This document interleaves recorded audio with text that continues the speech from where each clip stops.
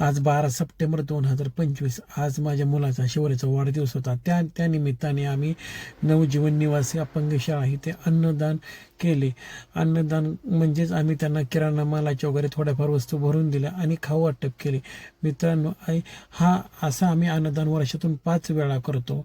म्हणजेच आमच्या पालवी संस्था असेल किंवा गोपाळपूरचे वृद्धाश्रम असेल किंवा दत्तघाटावरतील अशी लोक असतील, बेरोजगार बसलेली लोक असतील किंवा अनाथ आश्रम असेल किंवा अशी अपंग शाळा असेल, आम्ही वर्षातून असे 5 वेळा आम्ही अन्नदान करतो.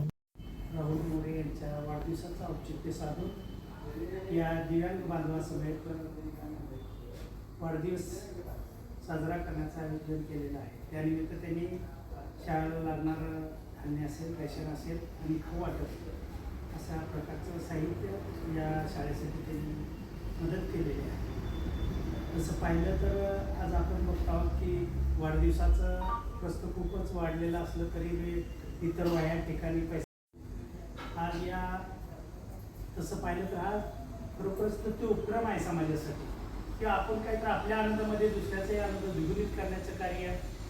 मित्रांनो, हा व्हिडिओ दाखवण्याचा एकच मुद्दा आहे की देवाने आपल्याला हात पाय डोळे हे दिलेले आहेत. मग आपण समाजाचं काहीतरी देणं लागतो. त्यासाठी मित्रांनो, तुम्ही सुद्धा अन्नदान करा. कारण मला स्वतःला अनुभव आहे की मी जेवढं अन्नदान करतो ना त्यापेक्षा दुप्पट देव मला कुठल्या ना कुठल्या स्वरूपात देतो. आणि हे सत्यच आहे मित्रांनो. त्यासाठी आपण समाजात काहीतरी देणं लागतो. आपण आपल्या बजेटप्रमाणे आपण अन्नदान करू शकतो. 10 रुपयाची का वस्तू असणार, पण ते अन्नदानच असते मित्रांनो. त्यासाठी मित्रांनो, आपण सगळ्यांनी पुढे या, अन्नदान करा. या शाळेचे मुख्याध्यापक माननीय थोरात सर आणि इतर स्टाफ यांनी आम्हाला पुण्य करण्याची संधी दिली, त्याबद्दल त्यांचे धन्यवाद.